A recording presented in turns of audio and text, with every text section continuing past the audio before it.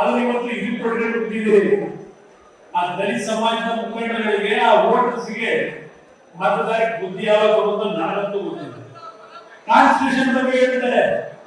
ಪಾಪ ಮೊನ್ನೆ ಪ್ರಿಯಾಂಕಾ ಗಾಂಧಿ ಅವರು ಏನೋ ಒಂದು ರೆಡ್ ಬೈಕಿಂಗ್ ನಲ್ಲಿ ಇಟ್ಟುಕೊಂಡು ಕಾನ್ಸ್ಟಿಟ್ಯೂಷನ್ ನ ಹೆಸರಿನಲ್ಲಿ ಏನು ಪ್ರಮಾಣ ಪತ್ರ ಸ್ವೀಕಾರ ಮಾಡ್ತಾರೆ ನಿಮ್ಮ ಯೋಗ್ಯತೆಗೆ 15 ತಿಂಗಳಾಯಿತು. ಜಿಲ್ಲಾ ಪಂಚಾಯತಿ, ತಾಲೂಕು ಪಂಚಾಯತಿ ಚುನಾವಣೆ ನಡೆಸ್ತಕ್ಕಂಥ ಇವತ್ತು ಧೈರ್ಯ ಇರತಕ್ಕಂಥ ಈ ಕಾಂಗ್ರೆಸ್ ಬಾಬಾ ಸಾಹೇಬ್ ಅಂಬೇಡ್ಕರ್ ಕೊಟ್ಟಿರ್ತಕ್ಕಂಥ ಸಂವಿಧಾನ ವ್ಯವಸ್ಥೆ ಉಳಿಸ್ತಿದ್ದಾರೆ, ಉಳಿಸೋಣ. 15 ತಿಂಗಳಾಗಿ ಯಾಕಪ್ಪ ಚುನಾವಣೆ ನಡೆಸ್ತಿಲ್ಲ? ಸ್ಥಳೀಯ ಸಂಸ್ಥೆಗಳಲ್ಲಿ ಚುನಾವಣೆಗಳು ನಡೀದೇ ಇರೋದ್ರಿಂದ ಕೇಂದ್ರದಿಂದ ಬರ್ತಕ್ಕಂಥ 15ನೇ ಹಣಕಾಸು ಆಯೋಗದ ಸುಮಾರು 2,500 ಕೋಟಿ ಕರ್ನಾಟಕ ರಾಜ್ಯಕ್ಕೆ ಇವತ್ತು ಹಣ ಬರಲಿಲ್ಲ. ಹಳ್ಳಿಗಳ ಅಭಿವೃದ್ಧಿಗೆ ತರಲಿಕ್ಕಾಗಲಿಲ್ಲ ಯೋಗ್ಯತೆಗೆ. ನಮಗೆ ಹೇಳ್ತಾರೆ, ಕೇಂದ್ರದಲ್ಲಿ ಮಂತ್ರಿದ್ದಾರೆ, ನಮ್ಮ ಪರವಾಗಿ ಮಾತನಾಡ್ತಿದ್ದಾರೆ.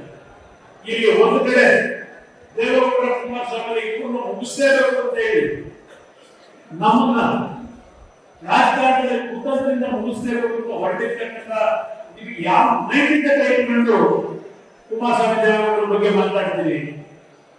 ಪಾಪ ಅವ್ರ ಬಗ್ಗೆ ಹೇಳ್ತಾರೆ. ಇಲ್ಲಿ ಕೆಲವರು ಹಿರಿಯರಿರ್ಬೋದು. ಇಲ್ಲಿ 1983 ರಾಮಕೃಷ್ಣ ಹೆಗಡೆ ಅವರನ್ನ ಪ್ರಥಮ ಬಾರಿಗೆ ಕಾಂಗ್ರೆಸ್ ಸರ್ಕಾರ ಬಂದಾಗ ಇದೇ ದೇವೇಗೌಡರು ಕನಕಪುರದ ಚುನಾವಣೆ ಗೆಲ್ಲಿಸಿದ್ರು. ಹೇಳ್ತಾರಲ್ಲ, ಏನ್ ಮಾಡಿದ್ರು ದೇವೇಗೌಡರು ಕುಮಾರಸ್ವಾಮಿ ರಾಮನಗರಕ್ಕೆ ಅಂತ ಕೇಳ್ತಾರಲ್ಲ ಮಹಾನುಭಾವರು.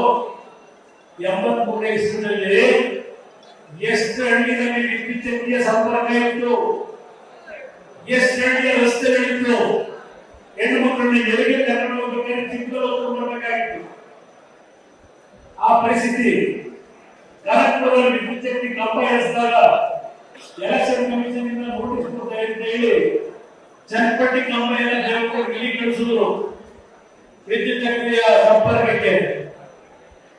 ಚನ್ನಪಟ್ಟಣದ ಜನ ಕೆಲವು ನೀರಿಟ್ಟಿರ್ಬೋದು. ಇಲ್ಲಿ ಒಳ್ಳೆ MLA ಅವರು ಯಾವ ನಂಜುಂಡಪ್ಪ ಅವರಲ್ಲಿ ಕಾಂಗ್ರೆಸ್ ನಾಯಕರಿಗೆ ಕೇಳ್ತೇನೆ, ಯಾವ ನಂಜುಂಡಪ್ಪ ವರದಿಯನ್ನು ಕೊಟ್ಟಿದ್ರು ಉತ್ತರ ಕರ್ನಾಟಕದ ಬಗ್ಗೆ ಚರ್ಚೆ ಮಾಡ್ತಾರೆ. ಉತ್ತರ ಕರ್ನಾಟಕದ ಬಗ್ಗೆ ಅಭಿವೃದ್ಧಿ ಆಗಿಲ್ಲ ಅಂತ ಹೇಳಿ ಬೆಂಗಳೂರು ನಗರಕ್ಕೆ 50 ಕಿಲೋಮೀಟರ್ ವಿಧಾನಸೌಧ ಜಾರಿಗೊಳಿಸಿದೆ. ಕನಕಪುರ ರಾಮನಗರ ಚನ್ನಪಟ್ಟಿಗೆ 80ರಲ್ಲಿ ಒಂದು ವರದಿ 2004 ಕೊಟ್ಟಿಲ್ಲ. SM ಕೃಷ್ಣವರ್ಮ ನಂಜುಂಡಪ್ಪ ವರದಿ. ಆ ವರದಿನಲ್ಲಿ ಇದೇ ಕನಕಪುರ ನಮ್ಮ ರಾಜ್ಯದ ತಾಲೂಕುಗಳಿದ್ದಾರೆ 173ನೇ ಸ್ಥಾನದಲ್ಲಿದ್ದಂತ ಕನಕಪುರ 173ನೇ ಸ್ಥಾನದ ಒಡನಲ್ಲಿ. ರಾಮನಗರ ಯಾವ ಸ್ಥಾನದಲ್ಲಿತ್ತು, ಮಾಗಡಿ ಯಾವ ಸ್ಥಾನದಲ್ಲಿತ್ತು? ಇದಕ್ಕೆ ಈ ಜಿಲ್ಲೆಯ ಅಭಿವೃದ್ಧಿಗೆ ಯಾರ ಕೊಡುಗೆ ಎಷ್ಟಾಗಿದೆ ಅಂತಕ್ಕಂಥದ್ದನ್ನು ನಾವು ಜಾಸ್ತಿ ಒಳಗಿಲ್ಲ. ನಮ್ಮ ಕರ್ತವ್ಯ ನಿರ್ವಹಿಸಿದ್ದೇವೆ.